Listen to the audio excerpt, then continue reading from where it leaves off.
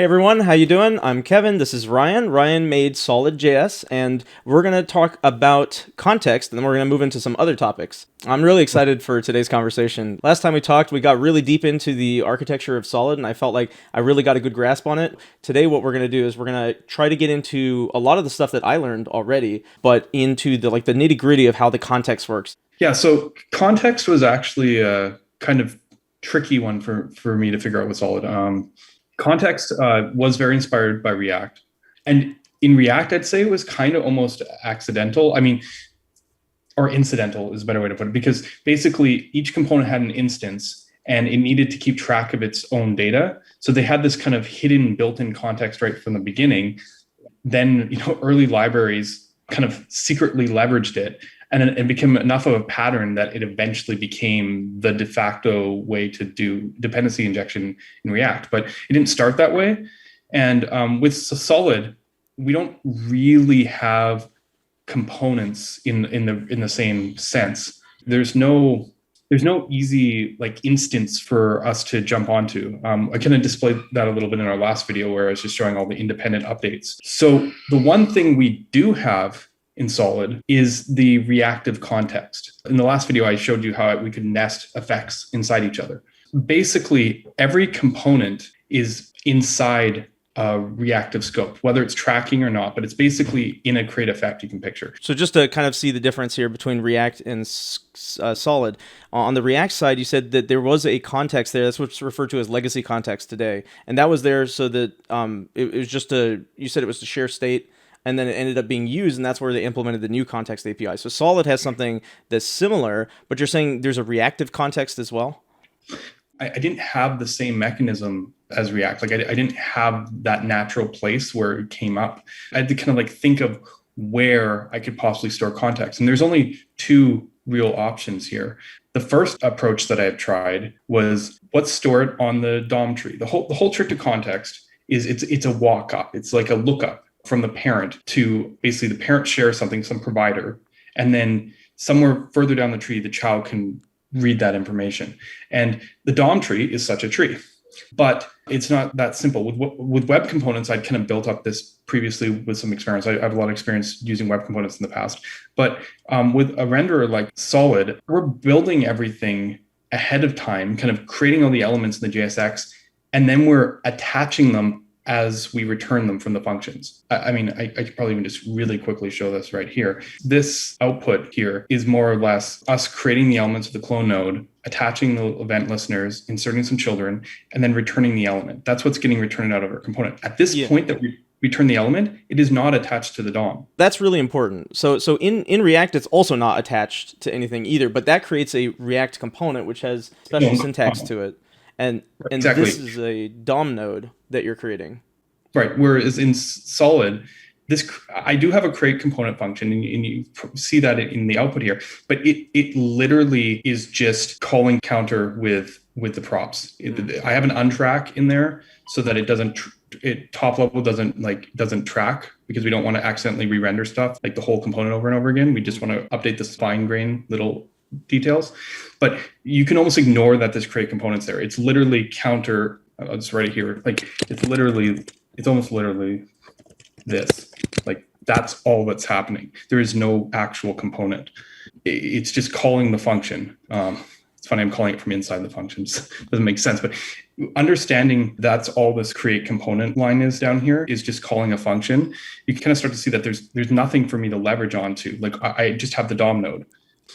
And as I said, for web components, this worked because they don't really initialize until they attach to the DOM. So how's a web component different from this then? I'm a little confused because I'm not that familiar with web components, but you're saying that so you can create a web component, and then unless it's attached to the DOM, meaning you can do document.create element and create your web component that way, and then you're saying basically it's not active until it's actually inserted into the DOM somewhere. They have different life cycles, and maybe this is a bit of a diversion, I'm sorry, but basically the connected callback on the web components tend to do a lot of the heavy lifting, because there is a connected and there's a disconnected. Those are the two kind of lifecycle functions. You can use the constructor, but as you can see, there's no parallel deconstructor. So most of the time, it makes sense to actually do the heavy lifting on connected and disconnected. They give you the ability to create and clean up. Basically, a lot of times, at least the way that I've implemented web components, it's also because the children don't show up until you're connected, right? Like you can't slot in your children. Most of the work and the context work all happens on or after connected time, which made it easy because you could just go at any point, you just look up the DOM and find your provider. In fact, the guys who work on Lit are working on a standard kind of like convention so that all web components libraries can share context in similar to React. I just realized I couldn't use that. I wanted something that was shared. So I couldn't do it the React way. I couldn't do it the web component way. I needed a different way to do context. Everything is created under an effect. The reason the render function takes a function as the first argument and not just the JSX element is because we want to create it under our reactive scope. I realized this was going to be our solution for context because we had this reactive scope and they're nested. We could walk up that tree. Like in my example that I gave last week about how reactivity worked, and I showed you it was a stack that got pushed on. We can basically do something very similar with creating new context, because every time a new effect is created underneath our root context, we're already running in a specific context. Like we already have that parent. So we can just say, oh, this one's parents, this one, and this one's parents, this one. And we can basically create like a linked list and be able to walk up the whole tree of parents at any point. So even if something fires randomly way down the tree somewhere, some point later, someone clicks that button and it's completely, separate from any other kind of execution, right? We're not doing a top-down render. Someone just clicked that button. When we go and set that signal and trigger some of those effects are going to be under the context that they were originally created at. Like we can always, from that point, trace all the way back up to the tree. This is something that's always present, even when things update independently. Okay, so I'm a little lost here.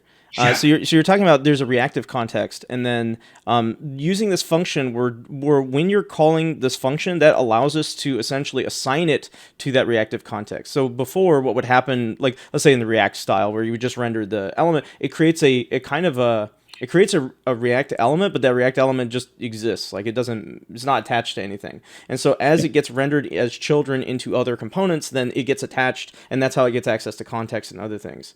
I'm assuming I'm saying that right. I might be completely wrong there. But then with Solid, you have to call it as a function because there's a reactive context somewhere behind the scenes, and you need to assign that reactive context to your component. So somehow by wrapping it in a function, it allows you to get access to that.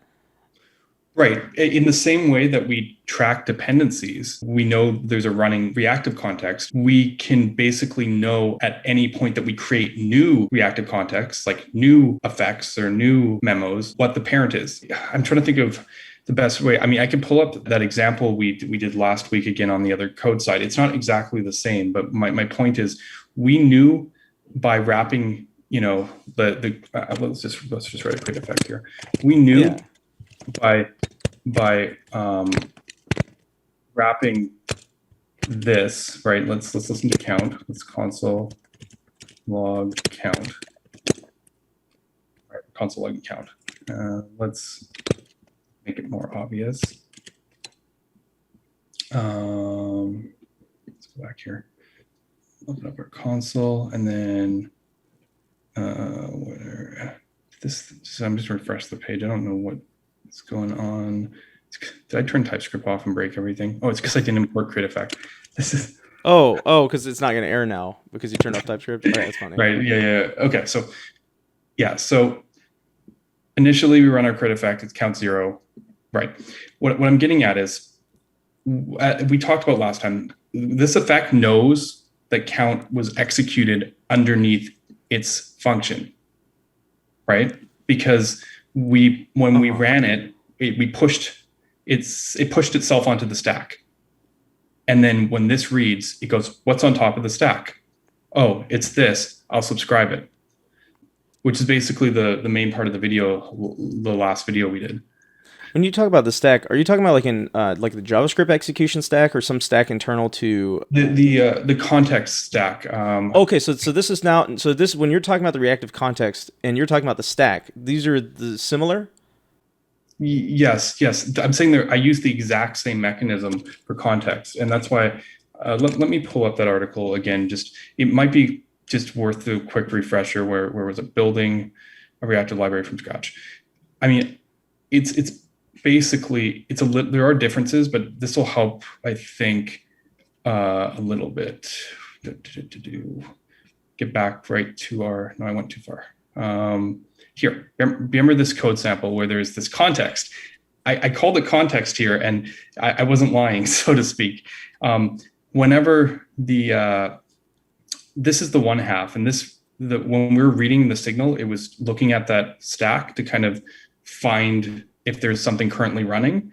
But the more important part was down here, where whenever this executed, it pushed itself onto the context, ran, and then popped itself off the context. So now we know which. Okay, so when it pushes itself into the context, then we know if anything else gets called, any other signals. We know which context they were part of. This kind of reminds me of how hooks works. It's not exactly how it works, but it kind of reminds me of how hooks works, because when you render a component, it listens for every hook that could potentially be called. That's like a base level hook, like a use state or use effect or use callback, and then it listens for each one that gets called, and then it indexes them and keeps track of which ones were called, and then says, these hooks are part of this component. This is why in the case of React in particular, the order matters, and that you can't change you can't, like, when you change the second arg or when you change the callback function, this is how it knows if something's been changed, is because it's expecting these to always be in the same order and to always be the same hooks. And so in this case, it's a little bit different because it's more freeform. You're doing it on the fly. Yeah, and as I said, we already looked into the tracking part, which is like when it's currently running, whenever this effect is running that we have here, whenever it's currently running, it can go, am I running, right? Like, or yes. The signal can go, rather, is anything running? And if something is running, it's going to subscribe to me, essentially. Maybe my naming is backwards, but basically next time I update, I'll be sure to notify it to run again. But what I'm getting at is, because that context already exists, it's already floating through all the executions of our whole app, we can leverage it so that, this is a very basic example, but what happens in Solid is, when we create the effect, when we make it that first time, we can look at its parent context and go, oh, you're my owner. So I'm missing something here. You're saying there's a parent context. So when does a context get created?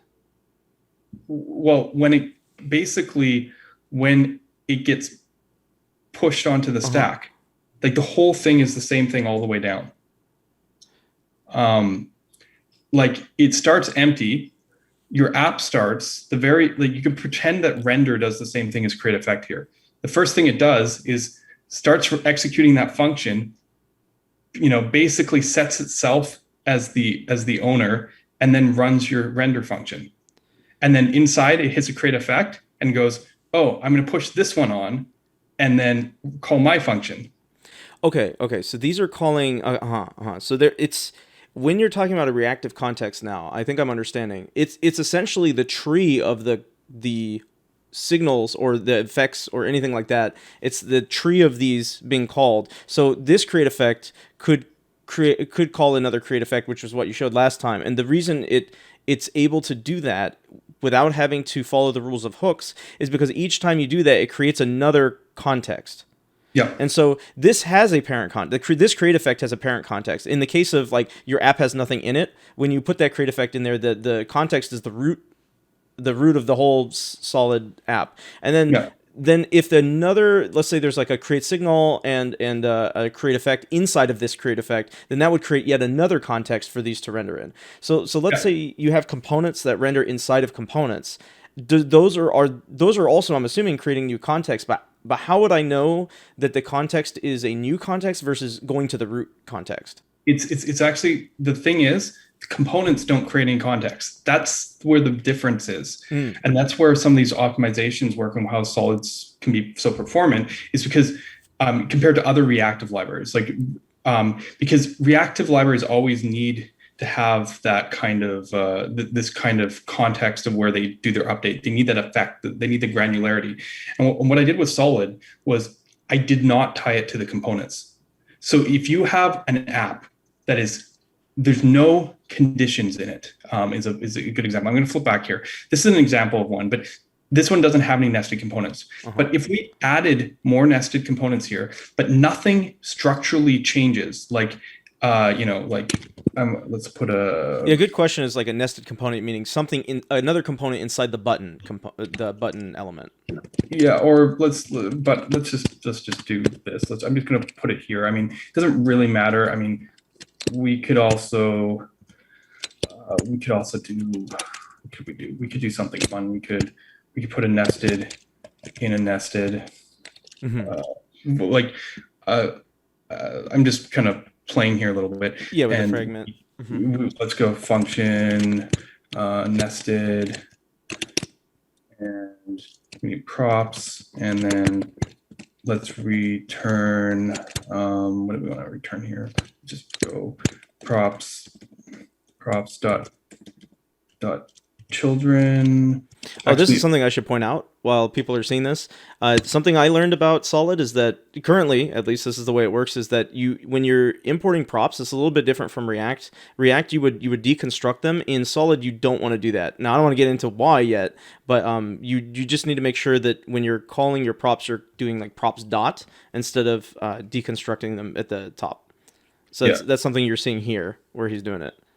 Yeah, so we have two nested components deep here, right? Okay. So you have a nested, and then inside that nested is another nested. That's what you're talking about? Or are you talking about even like there's a fragment inside the counter, and nested is in there, and then nested is in nested?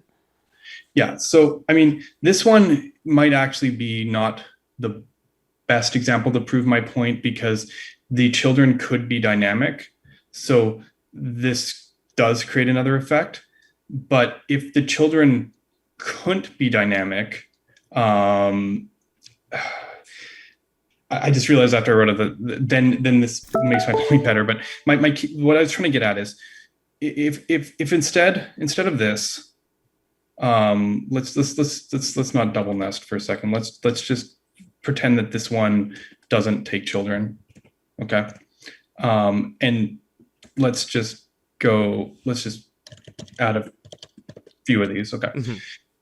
My point is, since there's nothing really conditional about what's going on here, nothing changes. This is all in a single reactive context. Like, I don't need to make new context just because you broke your code up into more components. I only need to make context where something can dynamically change. And that is one of the strengths of this approach, because it scales, no matter how many, it scales well with lots of components, because React scales well with a lot of components because the functions are very lightweight. But a lot of reactive libraries put a lot of, they have to wrap, essentially you can wrap their components each in a crate effect. So every new component adds this extra weight. We don't wrap them in crate effect. So in that sense, as many components as you add on the page, the difference between going nested, nested, nested, nested and going div, div, div, div, div is the same thing. And this, might be a point that kind of washes over. It's like not a big deal, on the surface, and you don't worry about it too much. But this is one of the key differences here, and part of the motivation here, because basically our reactive context, you can think about it, goes all the way up to the closest control flow, essentially. Like if you had a conditional, that's when, if we change this now to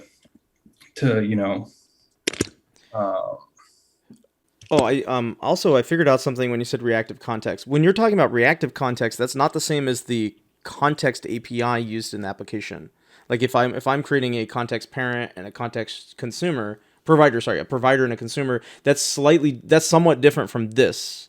It uses the same mechanism. That's what I'm saying. I needed a tree that I could leverage on that already exists. The whole trick to context is having an existing tree, or having because the problem with the reactive system is everything can just execute independently whenever it wants to, which meant that I couldn't use a component tree because it doesn't exist. I couldn't use the DOM tree because it's not necessarily connected.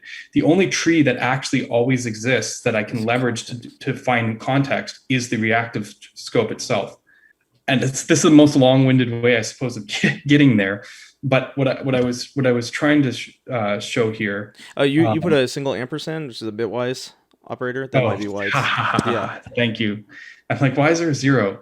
Right. This is supposed to be this. Yeah. Right. Oh, so you get to 6. Oh, I see it now. Count is greater than 5. Nest. Okay. Yeah. And the reason I was, showing this off is this is like the new context. If everything was static or, just drawing elements or whatnot, there's no need to create a new context. So we can basically flatten out that whole part of your app. But if it goes all the way back to the conditional, because let's face it, that's the only time that that part of the tree can holistically re-render again, like completely re-render again. It's only if there's a structural conditional like this, like that nested could ever be called again. Yes. Oh, I see. Because it could be turned on or off, then that means it could go away and then come back. Okay, so I'm getting a little bit more information here. So something I remember I learned from Solid is that when you're creating components, you don't want to unmount them because you'll lose that state. And so in this case, you would have to, because it would, if the count goes less than 5, then you would lose your nested state and you would then re-render a brand new one after that. And so Right. so that would I actually don't know where I'm going with this. Yeah, no, you're right. Basically, the key part is we try to do the big renders as few or little as often as possible. So, I mean, someone looking at this might actually immediately have a question for me, right? Because they see this and they go, okay, this is fine. So when counts 1, nothing renders. Counts 2, nothing renders. You can picture this re-executing. It never gets to nested, so it never calls this function. Mm-hmm. Counts 3, same, 4, 5. Okay. Then you go to 6 and you're like, okay, sweet. So 6, true, draw this. And someone might go, well, what happens when you go to 7?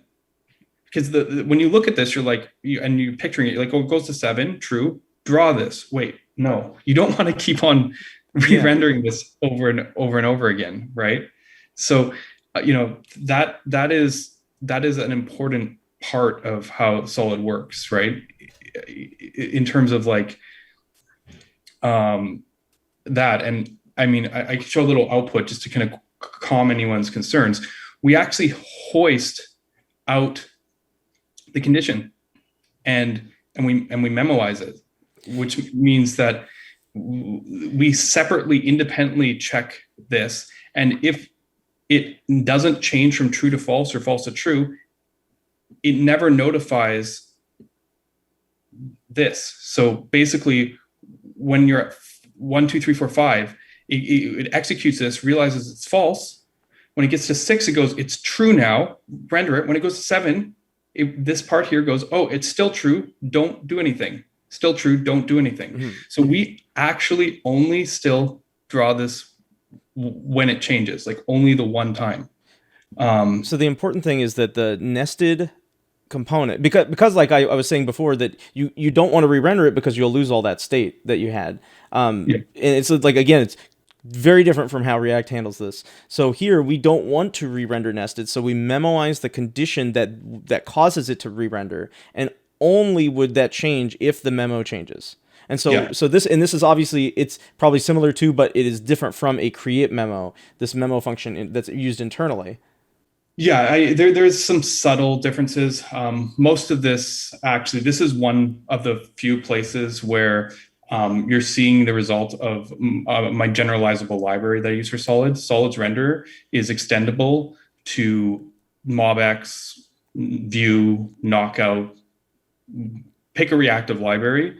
You can actually have a separate project where you can basically insert it in and create your own granular reactive library using it. So this memo is almost identical to create memo. It just is. You see it here because it's being imported separately, and you're seeing that import. When you actually bundle your real code, the bundlers like Rollup are smart enough to go, oh, this is like Solid's memo function. I'll just literally replace it. It's just in the playground. You're seeing the generalized form, if you want to. So you can think of this basically is create memo. Okay. If it helps. Yeah, I'm also so I mean this is something I've been seeing when I see this memo myself because I did a ternary and saw this memo as well Yeah. for the condition on that. And I'm curious like what the true is in that second arg. I'm a little curious how it's even how it's even working because I'm not sure, but I think I get it now. When you call the count is so it's a function that it takes in the memo and it does count is greater than 5 because it's a function that's being passed to memo and because count is a signal, it's subscribing this Yes. memo function to that count. So it's able to recall this callback every time that's updated. So what's the true for the second arg there? Yeah, this is probably something I can work on, like changing it. It was generalizing it. Not all different reactive systems handle their notifications different on change. So true means, in this case, means only notify when the value changes, like equality check versus false. And Solid does have that option, but for some libraries, I have to manually kind of implement that when I use my general renderer, because some libraries always notify anytime it runs. Other ones only notify when the value is returned from the memo changes. Oh, I see. So setting it to true will always be the case for solid. Yeah. I mean, it's configurable, but yes, I just this is the default behavior for Solid. hmm And so what happens here? So let me like follow the steps here. So what happens is count gets updated. It causes this callback to run again. Yep. Memo will output a it could be the same value. It could be a new value, but it's another signal, and we can Yeah. call that signal down in this area, which is yet another function for the return. And then it's is it only oh there's another memo. Okay, well we'll get is it only we're okay, let me think. The Yeah, go ahead. outbound Just go code ahead. is Go a ahead. little bit hard because wherever JSX is involved, there's an iffy, Uh-huh. and it's calling itself. That's why it's harder to see here. And it's just because it's easier for the transform. What's actually happening in a sense is this is getting hoisted outside of the memo. You can pretend like it was up here somewhere, and Uh-huh. the outer memo is getting past this function. That's okay. Yeah, that's like really. I'm not even. No, I don't even want to think about that. But okay, so basically, we're memoizing this piece based on the value of the C underscore C dollar sign. So the value of underscore C dollar sign. I think I'm understanding a little bit because we're calling underscore C dollar sign inside of here. If that value has changed, then this outer memo would end up rerunning again. So it's kind of Exactly. like with the count. So when the count updates, it reruns that memo. And then if that value, because we're calling it as a function, because it is also a signal itself, if that has changed, then the outer memo would see that there is a change. So it needs to rerun. Yeah. It's not that it needs to rerun, but the return statement needs to be different. I mean, the value returned is actually in the outer memo is very important, right? It Uh huh. either creates a component or it passes the empty string. So hmm it does matter. The key part is the first memo is only going to return true or false, and it's only when it changes from true to false or false to true that what we're calling the outer one here actually reruns again. Otherwise, it can change 5 times. You can go 1, 2, 3, 4, 5, and this one reruns, but it never notifies this one that it needs to Yes. change. Yeah, because that one's also memoed. Okay, so then I noticed you turned it into a ternary, and you had an and before. Yeah. If we put it, it doesn't really change anything. I guess it just changes the return statement here from a question mark to an and that's the only Yeah. difference. It would either render that or it would render false. Yeah. I'm a little curious too. It's just a side question is that can we return false as a component, or does it have to render null if you're going to return like in React, for instance, on the return itself? The return itself can only accept null or a React component. Turn itself. Oh, sorry. In Okay. this counter component, that return statement can it be null or can it be also be false, for instance? It could be false. I mean, false and null in JSX inserts just get removed. Booleans, in fact, even true gets removed. Okay, React has interesting. this behavior. I kept it. It seems logical. So Booleans, undefined nulls, just don't. The only thing is, if you ever did that in Solid, if you ever just went return undefined null, it's making a pretty big statement because that can never update. If you literally just went Mm, return null, the component never re-renders. So you're basically saying this component returns nothing for all time. interesting. This counter function only runs once. Yeah, But I see how that's working. Yeah, because none of the other, well, I mean, there's other logic in there, but the return value never changes. And so you're saying because the return value never changes, nothing would trigger it to re-render. Even if yeah, there's like internal, even if we kept all the count and the increment and the create effect and all that, it wouldn't, well, the create effect would still run, but nothing else would run. yeah, exactly. You just have a component that doesn't render anything but console logs something. Oh, it's kind of like the old like pre-hooks kind of stuff that you would have in React that people would make components that just have logic and then they return nothing. And yeah, they might do DOM manipulations or something. There could be a value in that, but Yeah.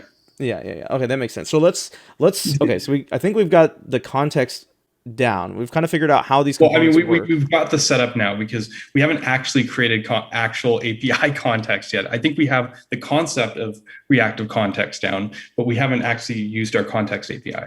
Yeah. Yeah. Okay. Right. Let's look at the context API. Right. So I kept this nested component around. I am going to go back to props children because it will help us illustrate the next place where we're going to go here. Because let's go here. So nested, and I am going to pass it. I'm just going to pass a count, right? And I'm actually going to, this button that's driving it from now on is just going to be a dumb button. We don't need to see it, I don't think. Okay. Now we're passing it here. To understand the final bit of the context thing in terms of the scope, I think it's funny because we're teaching how it works before showing actually it in action, is that our nested component, again, wraps in a function, right? But the important part here is when we create nested,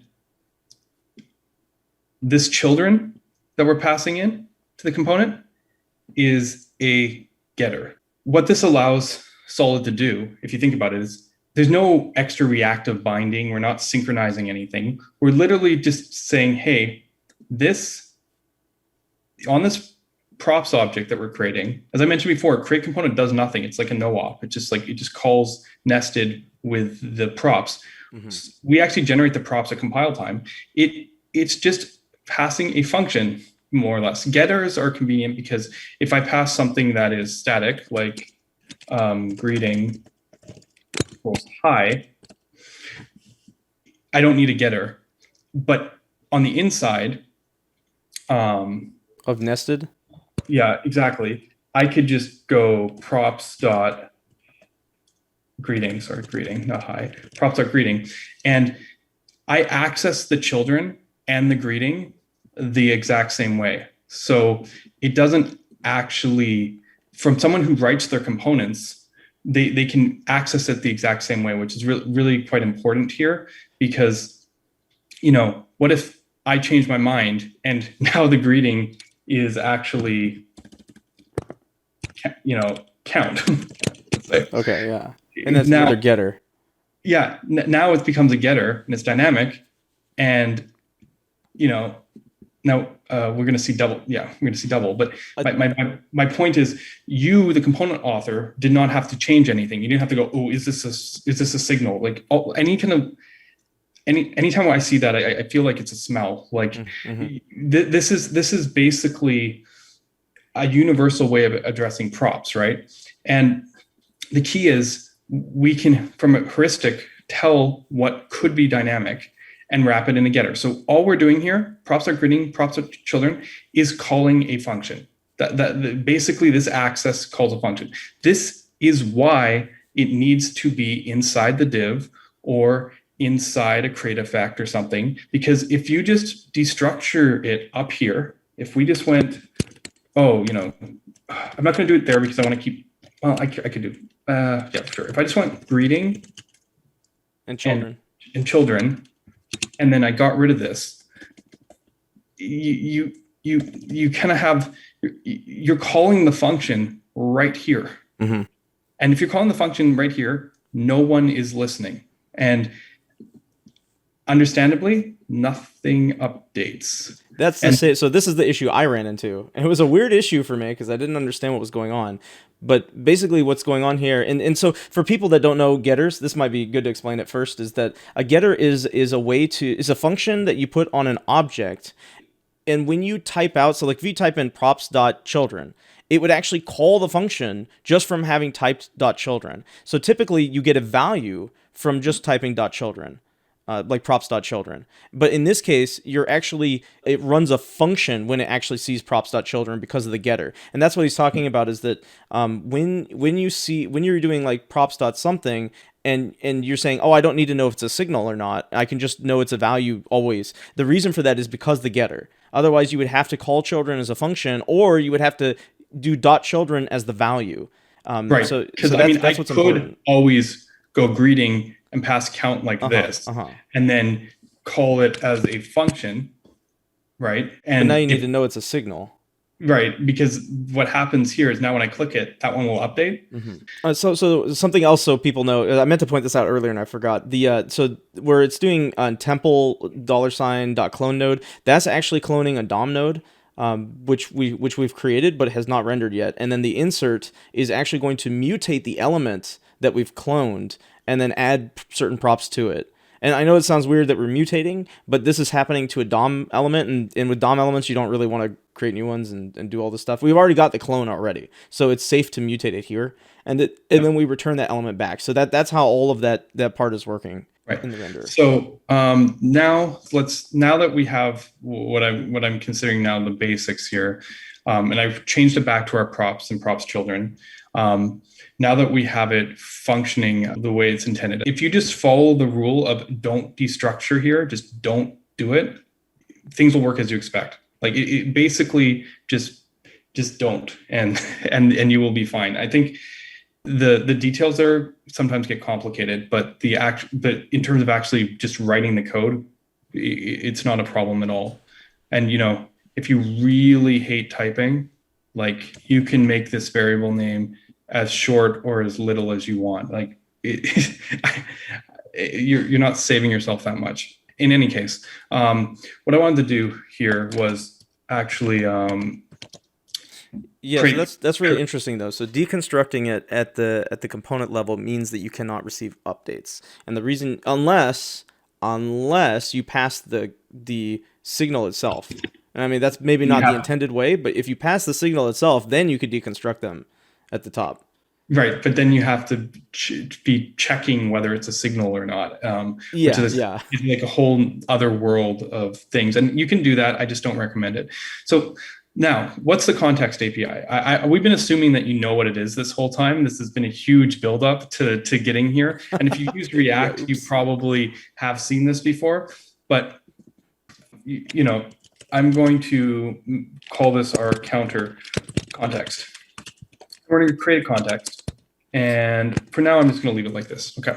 This is something for React folks also looking at this. This literally uses the exact same API as React. There would be they're even named the same.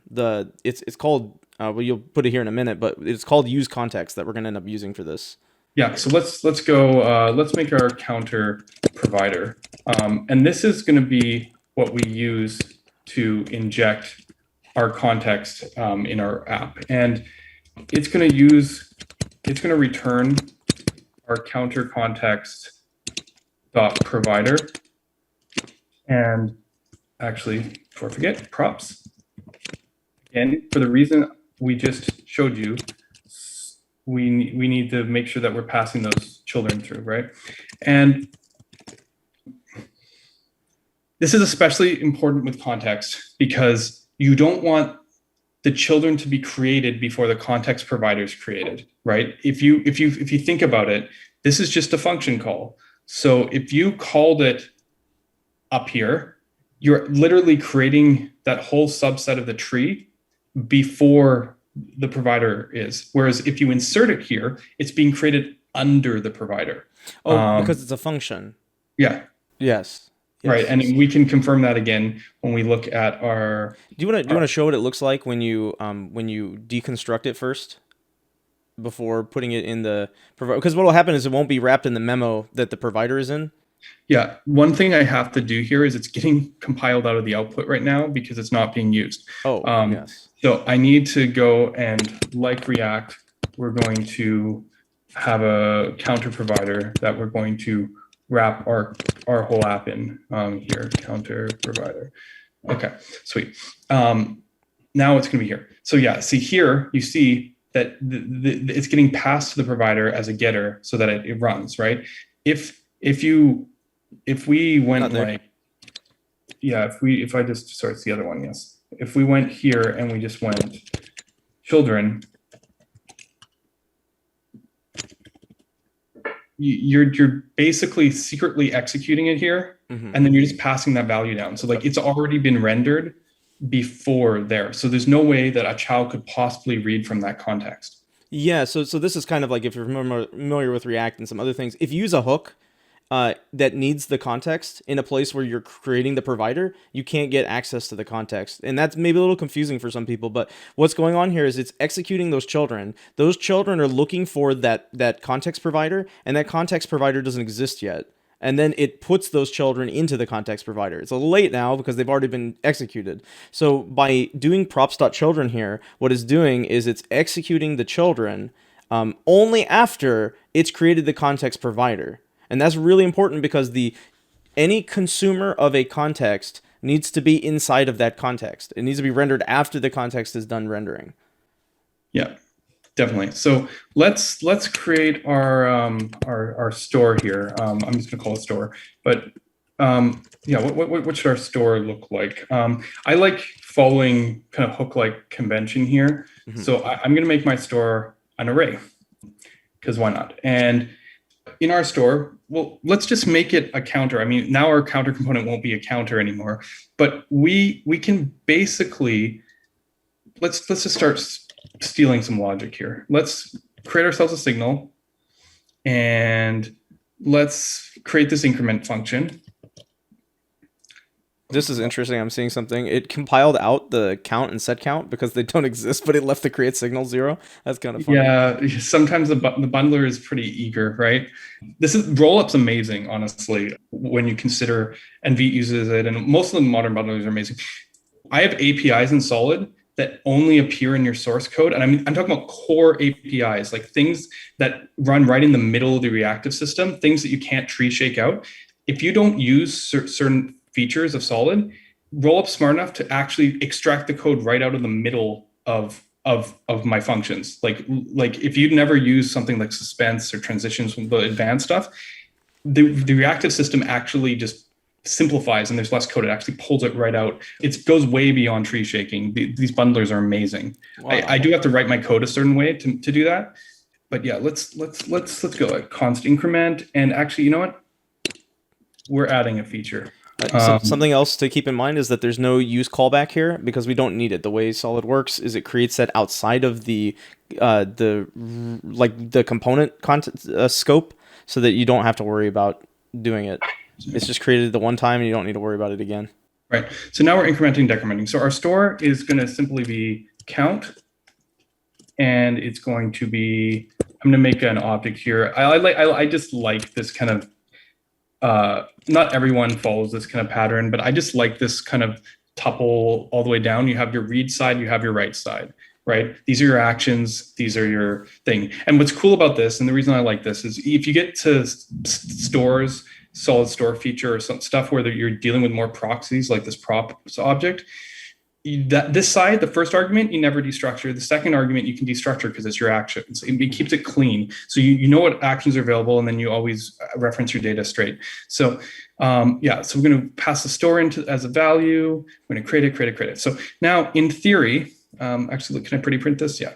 In theory, if we basically let's do a couple things here. I guess. Yeah, we don't need those anymore, right? We'll get the count from context. What we want to get is we want to get count, and we want to get increment from our context. And there's a few patterns here. Obviously, we can just go use context and grab what they call it counter.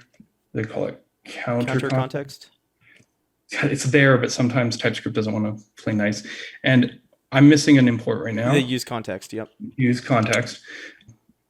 But, in theory, if I wired everything up right, this should work, and it does. Ta-da! Like, I don't know if anybody following saw that. Can we remove the, do we want to remove the nested part just to make it easier to see it.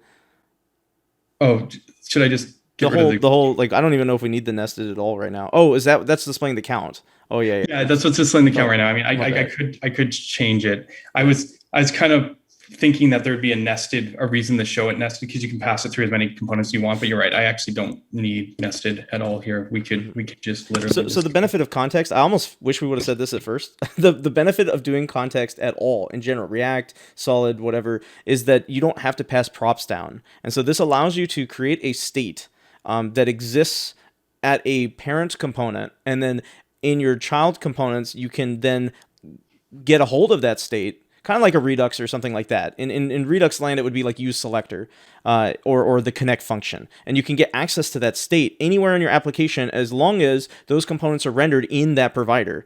And then there's even more to it that you can get more complex where you render a provider into a provider because maybe you want a sub-state that you want of that. And it's just basically, it's the same as having a component, but instead of having to pass props all the way down a tree, and even in this case, just one tree down, like literally this provider, if you look down further at the render function, the provider is wrapping the counter directly, but we're not passing any props.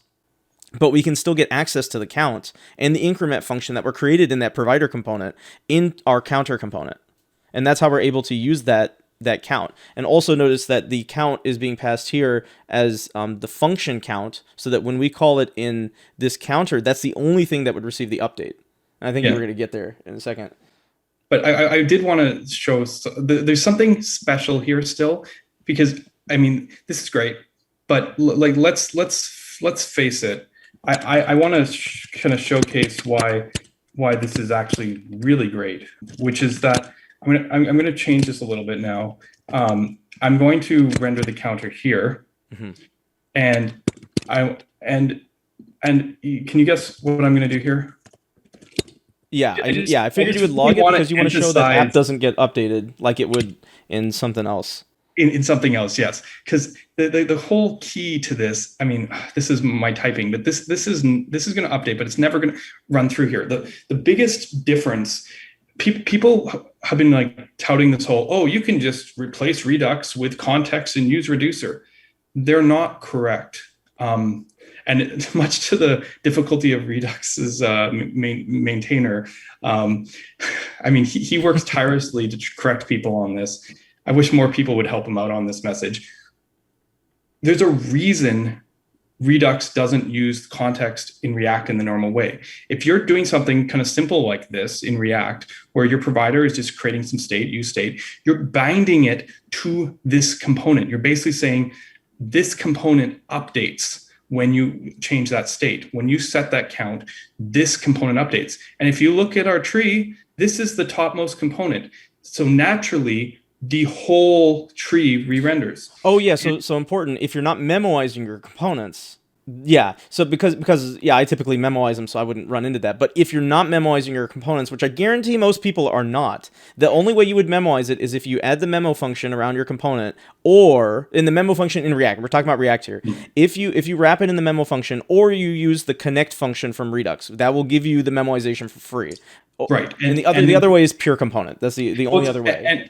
And things like Redux use their own subscription system. Basically, it's not quite as big or heavy or involved as a reactive system, but they do have a subscription system so that they can get around using React's own update propagation. That is why if you just naively use Reducer in your app and just stick it at the top of your app, you're probably in for a lot of pain. You can distribute it throughout, and you can do different patterns with context. Context is super powerful, but I wouldn't want to do an animation demo driven off context in React using state in this way. Whereas in Solid, there is no, this is just the same as anything like this. It's pinpoint. Like you just grab the signal from here and just drew it here.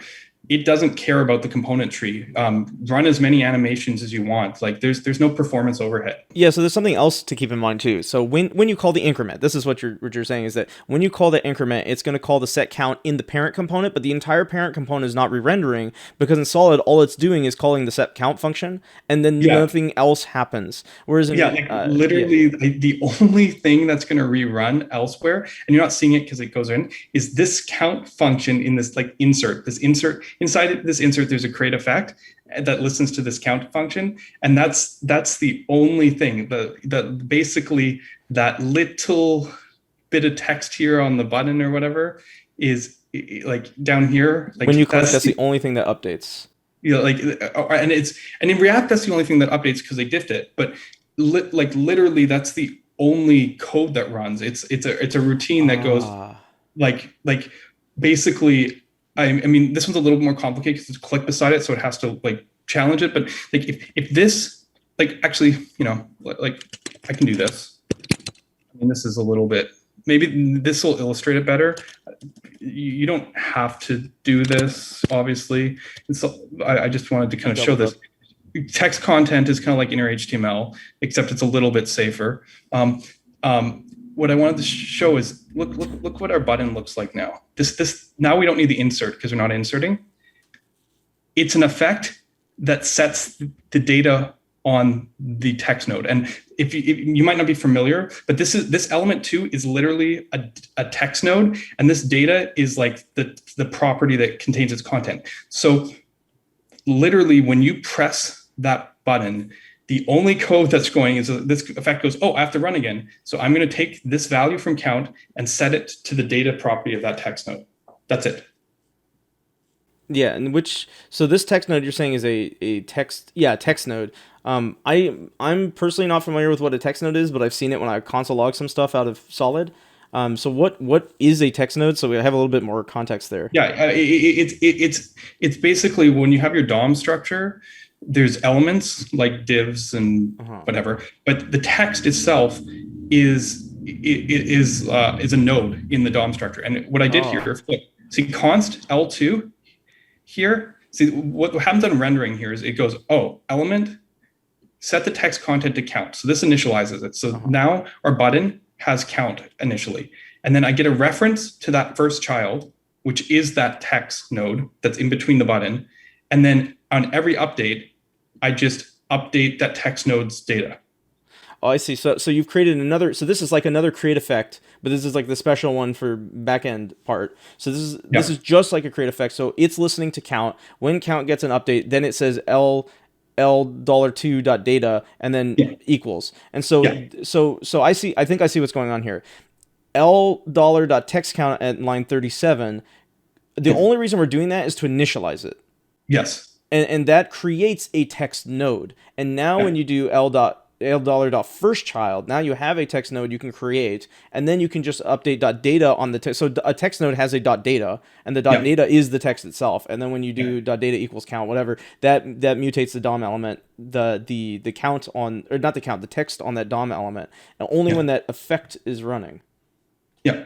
Okay. Yeah, that's the thing. We've managed to remove all the like overhead here. Like it's literally just, oh, this updated, set this value. So I don't want to forget something else, is that in React, when you update the value of the provider, every single consumer reruns.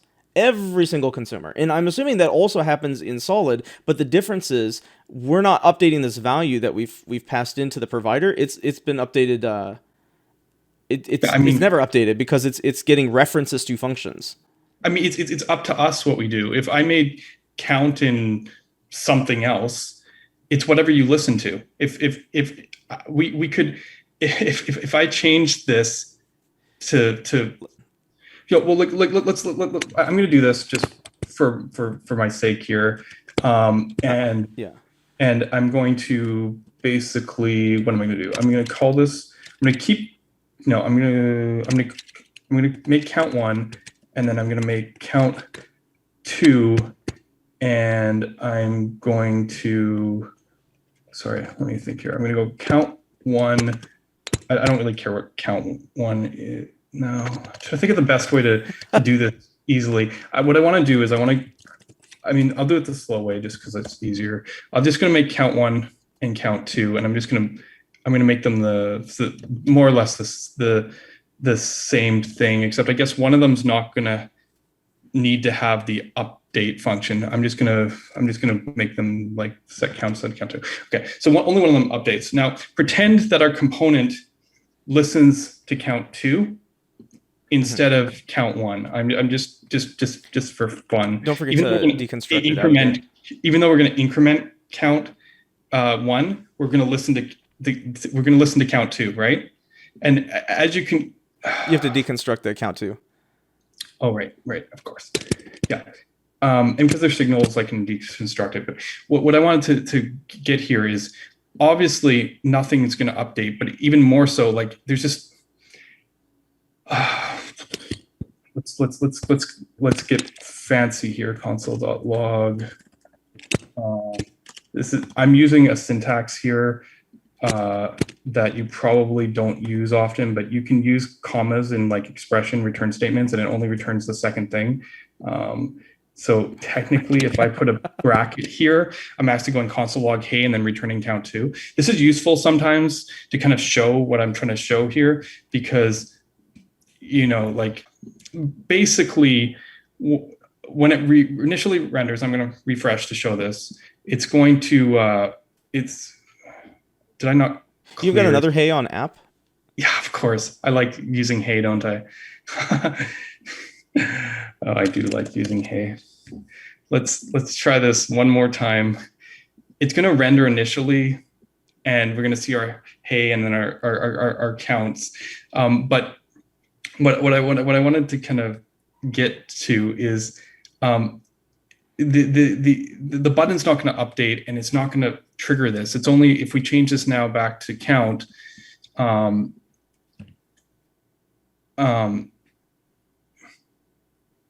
We change this back to count.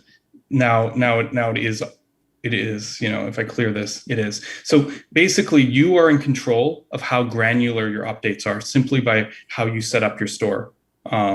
If that makes sense. Like we have signals, which are granular separate updates. We also have other primitives that use proxies, which, can do deep nested updates. But the key point is, like, because this is fine-grained reactivity and it has nothing to do with components re-rendering, you basically decide how little or how much changes when you update it. So I'm curious, if you passed count as a function, like not as a function, I guess count as a value, but you called it as a function, and then you passed it down, then anytime the count updated, wouldn't that cause your use context to like update? Not quite following, I'm afraid. So on line 11, if we got rid of the object there and then called count as a function. Oh, well, yeah. What's this do? Nothing would happen essentially, because now you have something that's fixed at zero. You accessed it. It's just zero. Oh, because that's at the time it was created, that was the value you got, and then it never updates again. Yeah. So it's important to pass signals as the function itself and not as the value. Right. Or pass them as a getter, or the more common case for stores is to use Solid's create store, which creates a data proxy. I'm just going to quickly introduce create store. I think that's probably I went a little bit zealous, didn't I? Is create store meant to be a MobX store, like a Redux store kind of thing? Like I actually don't know what create store is used for. It's for nested updates, and it really lends to this sort of example, because Solid.js/store, because this count example is a little bit trivial. Like I don't know how else to kind of put it. It's just we're just using some signals and stuff, single value. And this is very kind of akin to Svelte stores, where they're just like, oh, you can update one value. But what if you don't, like I showed you how you could set multiple in so that you could like do it independently. But what if you just wanted to just create a nice interface over that, right? Like what if we wanted a store and create store is kind of your ticket to it. It starts with an object. Right. Stores are always objects, but they're deeply nested objects. You can put a lot of stuff in here, but like obviously our simple example, if I'm just going to quickly convert it over, and it's funny because I wasn't using the recursive version of this. Like the easiest way to do this probably is count It actually supports top level objects like React does, but we also support nested paths so that we can do more granular updates. So But you I'm said a just gonna bunch of, oh, sorry. You said a bunch of words there. I'm like really confused. Top level objects and nested paths and, well, it's because like this can be as deep as you want it to. You could put a user with a address on it. Like a signal is atomic. It's one change, one thing. uh-huh. You can view the store as a tree of signals. Every individual data point is a separate signal. And then, Interesting. and this helps you handle it automatically because now our store, I've duplicate named here, but like You could, let's, I mean, whatever. Let's just go like this. can the increment and decrement functions be part of the store, or that you wouldn't want to do that because they're supposed to be individual signals? Well, it's because the way Solid works is, again, I keep this pattern. See how state and set state are separate? Uh-huh. Store and the actions are separate. The stores are read only. Our proxies are read only by default. So what I've done here is, now this, to be fair, okay, means that we don't get to call it as a function anymore. And I'm going to get rid of our awesome optimization there and just go state.count, right? And or store.count. I like confusing things. Store.count. And we're back in business now, right? By using a store, it's like props. It has the same rules as props, except this one's deeply nested, which I can explain a little better in a minute. But essentially, this is really helpful when we were just talking, when you have lots of values, like, or sorry, count. Like you can put as many values as you want in here, and then write your actions, and then just access them like plain objects, like store.count, store.count2, and they all update independently. What's beautiful about this is you're not creating a bunch of signals. You're not like, you probably saw my last example, and I copied it and I was creating all these signals, right? But you could do a dozen of them, and you just write one create store call and then just write the setters. So this is, I mean, you could even just expose the set function if you really wanted to. But I think for a store, it's better to define your actions and your state. I think the separation is beneficial. But the key part here is that I use this a little bit, but like, we can go user first name, right? And then what, in our set state, are we doing like user dot first name in the string? I use paths. Splitting strings is more expensive than that. But yes, we could go user. So if it receives a string, it's going to assume that's you're gonna, like, there's a reduce statement or something that's running internally, and it keeps checking until there are no more in the args, until there are no more. No, or it could just look for the last arg, and just it just looks for the last arg. And there's documentation on the stores, but there's a whole bunch of stuff. You can put filter functions in here. You can put indexes in an array. It's basically immutable JS built into here. So you have full capability of doing a lot of cool stuff here. And I'm just going to call this one update name. And again, this is. I mean, we're not counter anymore, but update. And where were we? Yep. I don't know how you're going to do it, but on click, I guess you have to pass a function, right? And then pass the update name and give it a string. This is user.firstname. Oh, it puts a not in there anyway. Okay. You're adding exclamation points at the end. Okay. Right. And what I'm getting at is that, like, again, had we listened to user.lastname, nothing would update, right? It's all independent, right? Oh, sorry. I wanted to interrupt for a second here. These are getters. That's how you're doing this. I was like, how in the world are you updating it? There's no special magic, and there's nothing looking for create store and then following it through the context.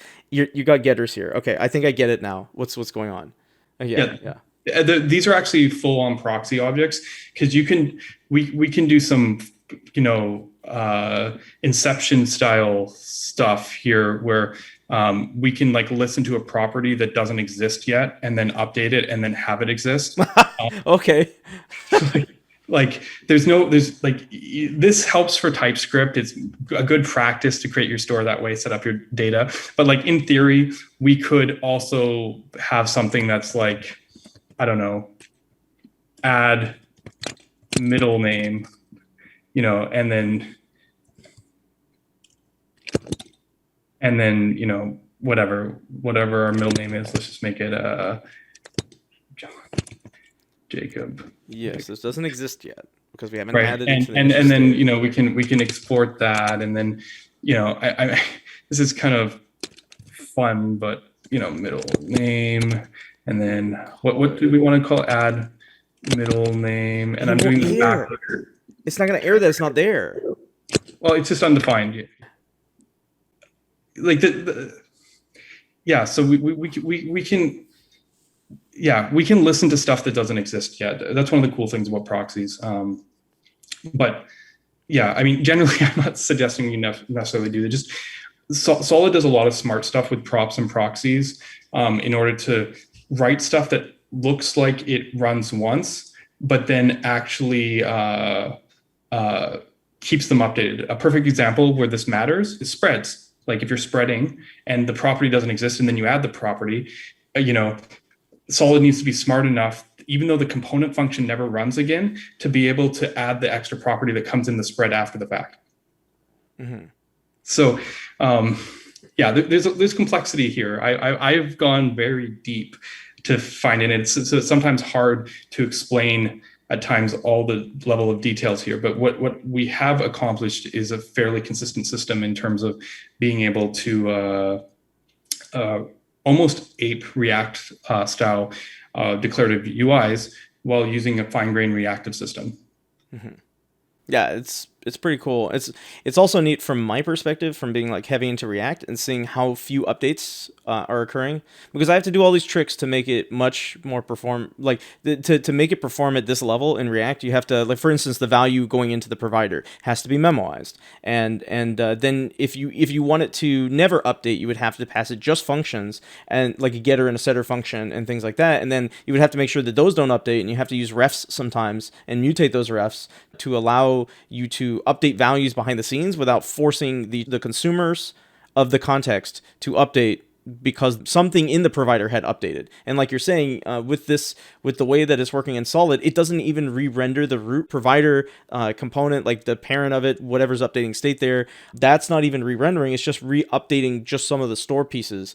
And then everything else is listening to the store itself. And so this kind of like what I had to build manually in React, here it's just like built into Solid. Yeah, and this is actually one of my challenges here. And it's not maybe obvious at first. React has this huge ecosystem and people have this familiarity. And obviously React with Solid, there's some incompatibilities and, we can look at how we can play well together. But it's taken some thought to figure out how to even, engage with the same community and ecosystem, because on one hand, a lot of the libraries like Redux are written in such a way that they are framework agnostic, which is really, powerful. But on the other hand, there's some, UI reasons and some like dev tool reasons and all that. You can't be faster than the framework's own update mechanism, right? React's the thing that, keeps the state management in check. Solid, I've removed that layer, but because I've provided really powerful primitives, it makes it challenging to figure out how to best work with some other libraries, because something like Redux or Xstate has this immutable pattern, and I've come up with some solutions for that. And because the experience is different enough, people will just use it. They're like, oh, I really like state machines. And it's like, great, use that with Solid. We'll give you granular state machines, right? Which is something that other frameworks can't do. It's harder when we come to other reactive libraries, people coming in from who'd be all into Solid, people coming from MobX, they're like, oh, I love reactivity, or Jotai, or those kind of libraries. They're like, oh yeah, let's use that. I love reactivity. Let's use it with Solid. And it's like it's a bit more of a jump because like the problem is Solid already provides these primitives. Like they're already there. That using a library that just looks the same is only overhead. It doesn't actually give you a different model, right? In React, those granular libraries let you render less. It goes only update that component. Solid's update model is already atomic. It's already like per binding, let's say, that there's no more room there to optimize. It's been interesting because as you can imagine, I want to work with libraries and stuff you're familiar with, but on the other hand, Solid's primitives and kind of base setup already give you so much. Yeah, I've noticed that myself. It's just like so many things I don't have to worry about now because it's already built into the system. I personally like to, depending on if the business logic needs to be reused or not, I personally like to use systems that are outside of the scope of the library itself, if possible. Then you could always switch out the framework and you still have something. The problem is, like you're saying, that adds overhead to Solid where it might not add overhead to another library like React. In the case of Redux can improve potentially. There's ways it doesn't, but it could improve the performance of React because it can manage all this stuff for you, but Solid's doing it anyway, so then it would not make sense to do it. Yeah, it's kind of crazy to think about. Yeah, but yeah, so for some people, I'm just like, well, let's just wrap Solid's primitives with an API you like. That's a great way to get started on making those kind of libraries and whatnot. As I said, if the paradigm's different enough, like immutable data, like Redux or like XState or something, there's still big benefits. As I said, it's been interesting because I'm a big fan of reactivity, and I always promote reactive libraries. Other reactive libraries are sort of redundant in a reactive renderer. Yeah, I can see where you're coming from. Yeah, I think this is most of what I wanted to talk about today. Was there any other questions or things you see? No, I think we covered a lot of it. We got the context thing out of the way, which was the kind of important thing that I wanted to get into, and so I'm glad we got to discuss this. Yeah, I really appreciate your time, Ryan, and hope this was helpful to everybody else too. All right. Perfect. Yeah, thanks.